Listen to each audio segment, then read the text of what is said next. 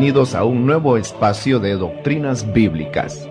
donde dedicamos nuestro tiempo radial a estudiar aquellas doctrinas fundamentales de la fe cristiana.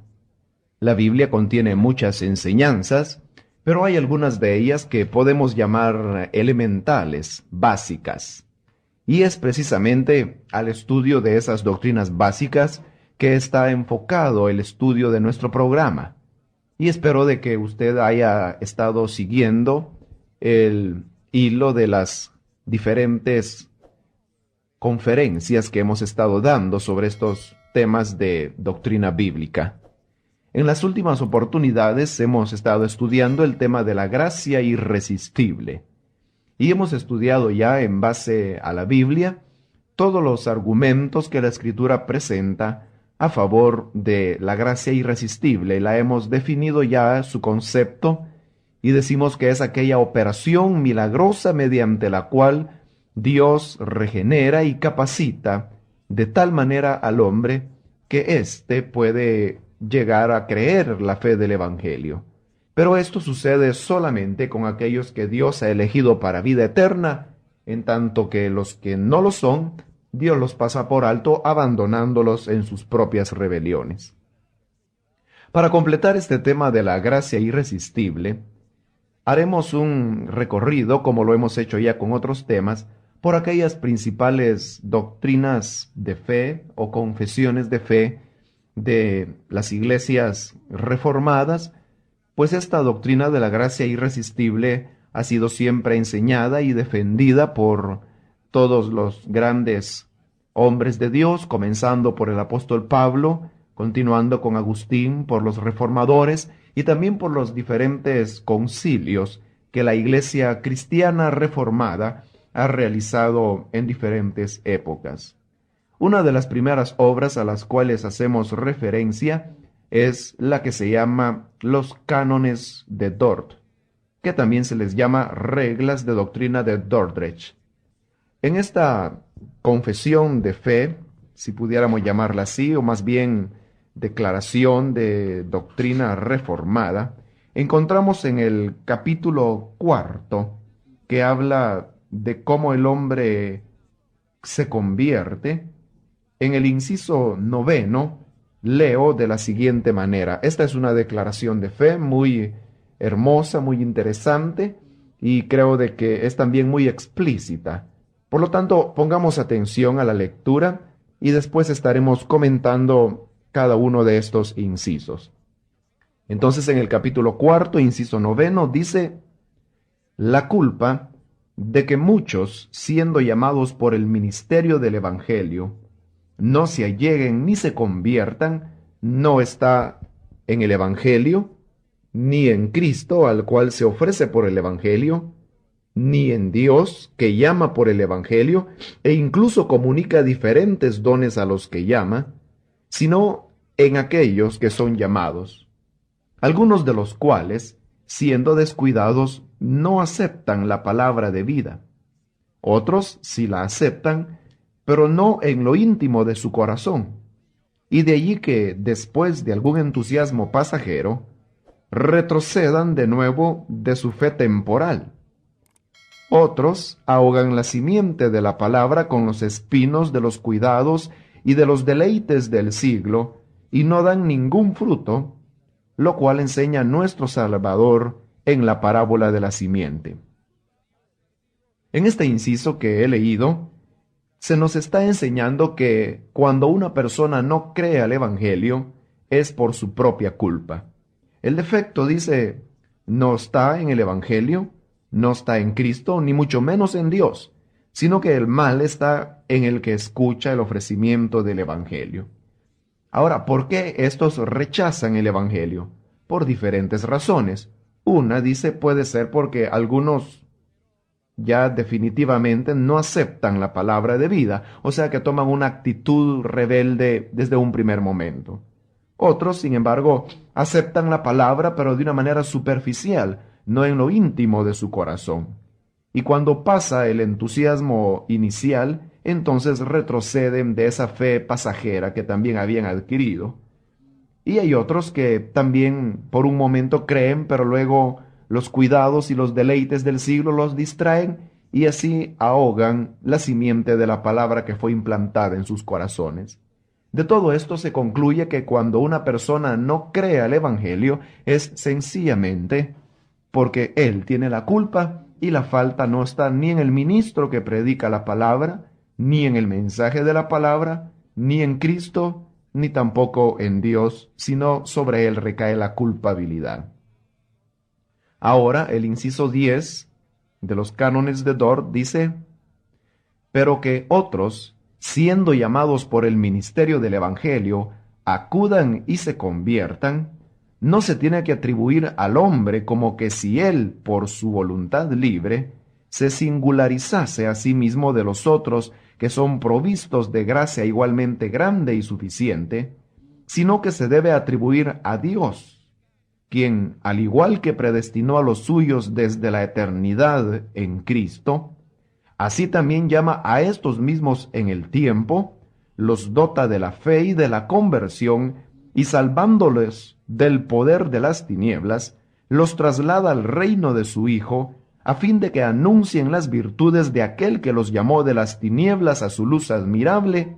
y esto a fin de que no se gloríen en sí mismos, sino en el Señor, como los escritos apostólicos declaran de un modo general. Ahora, la confesión de Dort nos da la siguiente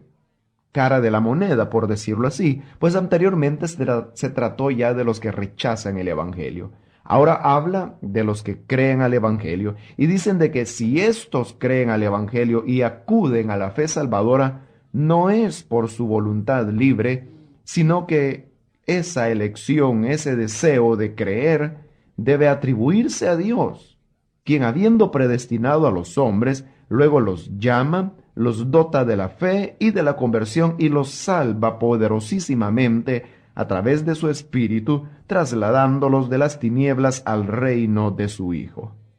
Así que la culpa por no creer al Evangelio está en el hombre, pero la gloria por creerlo está en Dios. El inciso 11 de los cánones de Dort dice: además, cuando Dios lleva a cabo su beneplácito en los predestinados y obra en ellos la conversión verdadera, lo lleva a cabo de tal manera que no sólo hace que se les predique exteriormente el Evangelio y que se les alumbre poderosamente su inteligencia por el Espíritu Santo, a fin de que lleguen a comprender y distinguir rectamente las cosas que son del Espíritu de Dios, sino que Él penetra también hasta las partes más íntimas del hombre con la acción poderosa de este mismo Espíritu regenerador. Él abre el corazón que está cerrado, Él quebranta lo que es duro, Él circuncida lo que es incircunciso, Él infunde en la voluntad propiedades nuevas y hace que esa voluntad que estaba muerta reviva, que era mala se haga buena, que no quería ahora quiera realmente, que era rebelde se haga obediente. Él mueve y fortalece de tal manera esa voluntad para que pueda, cual árbol bueno, llevar frutos de buenas obras. En este inciso se nos declara la extensión de esa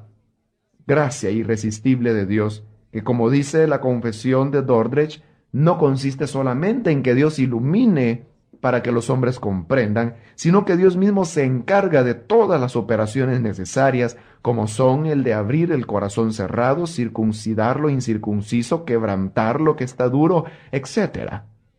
Por lo tanto, es una operación íntima del Espíritu que llega hasta los recovijos más ocultos del corazón humano para transformarlo de un mal hombre en un buen árbol que lleve frutos de buenas obras. En el inciso 12 de la misma confesión de fe de Dordrecht también dice: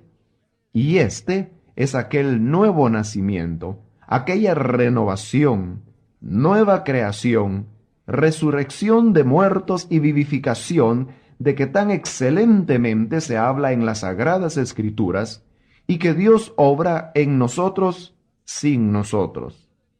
Este nuevo nacimiento no es obrado en nosotros por medio de la predicación externa solamente, ni por indicación o por alguna forma tal de acción por la que una vez Dios hubiese terminado su obra, entonces estaría en el poder del hombre el nacer de nuevo o no, el convertirse o no, sino que es una operación totalmente sobrenatural,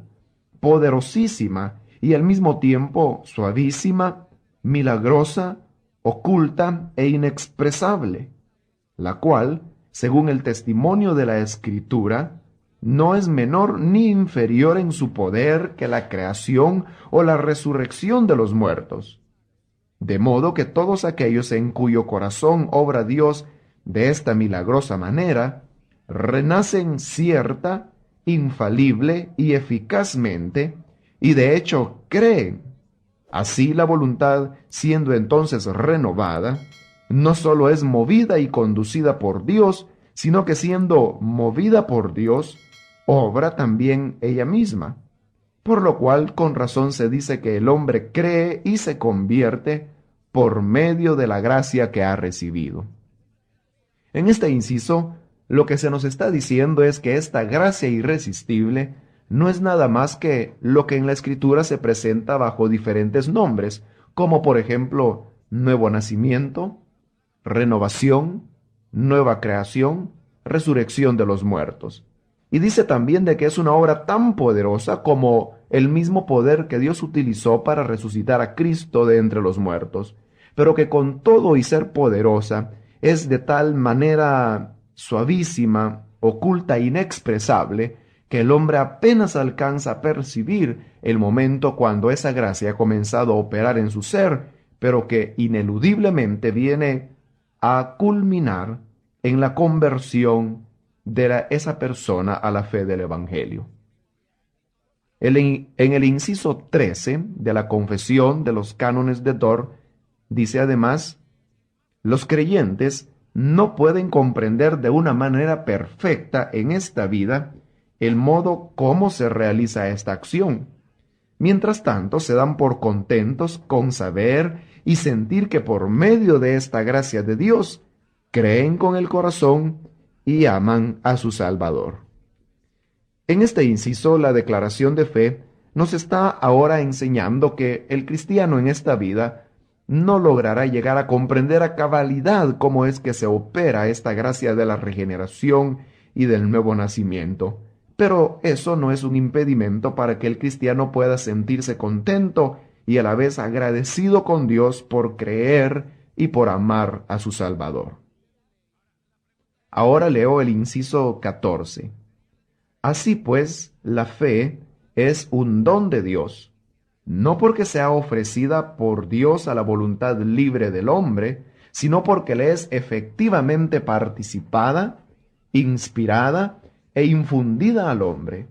Tampoco lo es porque Dios hubiera dado solo el poder de creer y después esperase de la voluntad libre el consentimiento del hombre o el creer de un modo efectivo, sino porque Él, que obra en tal circunstancia el querer y el hacer, es más que obra todo en todos, realiza así en el hombre ambas cosas, la voluntad de creer y la fe misma. Este inciso nos enseña que es Dios quien da la fe, pero no la da en un sentido de ofrecérsela al hombre para ver si éste la acepta o la rechaza. Dice la confesión de fe de que Dios ofrece la fe, pero a la vez produce en el hombre la voluntad de querer esa fe. Y es así como Dios otorga no solamente la fe misma, sino también la voluntad de quererla y de creerla, de recibirla. Por lo tanto, Dios es el autor y consumador de la fe, como dice la Escritura. Finalmente, leo el artículo 15, o más bien el inciso 15 del capítulo 4 de los cánones de Dort, que dice: Dios no debe a nadie esta gracia, porque ¿qué debería él a quien nada le puede dar a él primero para que le fuera recompensado? En efecto, ¿qué debería Dios a aquel que de sí mismo no tiene otra cosa sino pecado y mentira? Así pues, quien recibe esta gracia, solo debe a Dios por ello eterna gratitud y realmente se la agradece. Quien no la recibe, tampoco aprecia en lo más mínimo estas cosas espirituales y se complace a sí mismo en lo suyo, o bien, siendo negligente, se gloría vanamente de tener lo que no tiene. Además, a ejemplo de los apóstoles, se debe juzgar y hablar lo mejor de quienes externamente confiesan su fe y enmiendan su vida, porque lo íntimo del corazón nos es desconocido. Y por lo que respecta a otros que aún no han sido llamados, se debe orar a Dios por ellos, pues Él es quien llama las cosas que no son como si fueran, y en ninguna manera debemos envanecernos ante estos como si nosotros nos hubiésemos escogido a nosotros mismos. En este último inciso que he citado, se nos dice de que Dios da esta gracia irresistible no a cambio de algo que el hombre pudiera dar, porque como dice los cánones de Dort, lo único que el hombre puede dar es pecado y mentira. A cambio de eso, ¿qué podría dar Dios? Solamente condenación. Pero Él ha engrandecido de tal manera su misericordia que lejos de eso nos da esta operación poderosísima del Espíritu Santo que nos regenera, de manera que aquellos que han recibido esta gracia no pueden hacer otra cosa sino que demostrar eterna gratitud a Dios por la salvación de sus almas.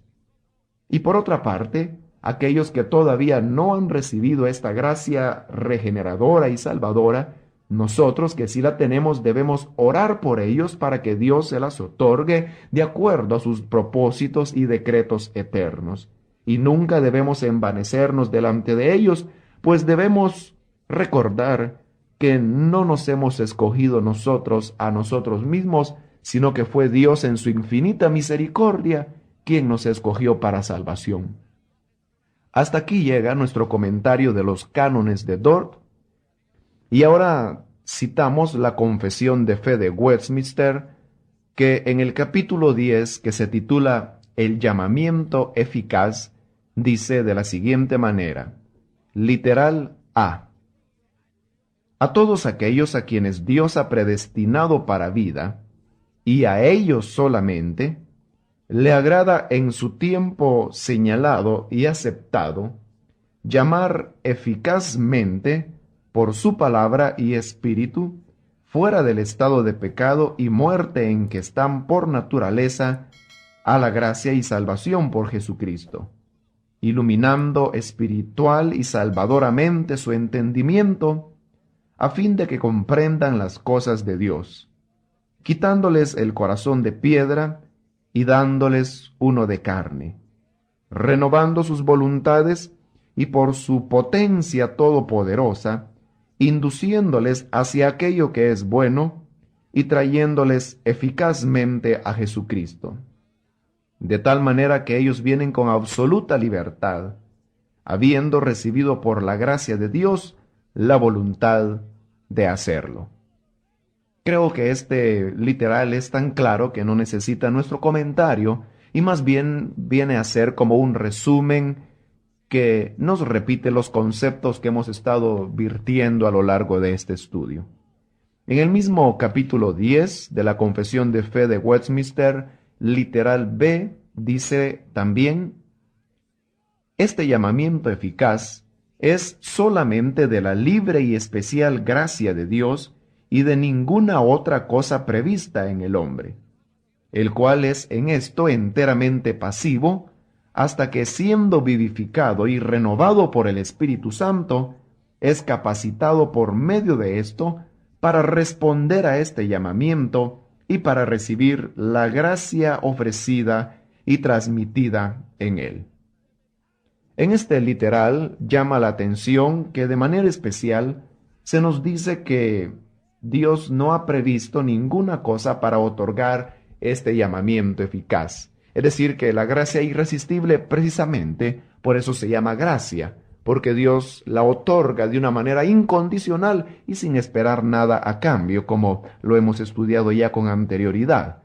Pero además de eso dice de que el hombre en el llamamiento a la conversión es enteramente pasivo hasta que Dios lo vivifica y lo renueva por el Espíritu Santo, capacitándolo así para poder responder a este llamamiento y recibir la gracia que se le ofrece. Es decir, que al decir que el hombre es pasivo en el llamamiento, quita todo honor, toda gloria que éste pudiera recibir para llevársela a Jesús en el Calvario, que es el único digno de recibir la adoración a causa de nuestra redención. Y finalmente, en el mismo capítulo 10 de la Confesión de Fe de Westminster, en el literal D, dice: los otros no elegidos, aunque sean llamados por el ministerio de la palabra y tengan algunas de las operaciones comunes del Espíritu, sin embargo, nunca vienen verdaderamente a Cristo y por lo tanto no pueden ser salvos.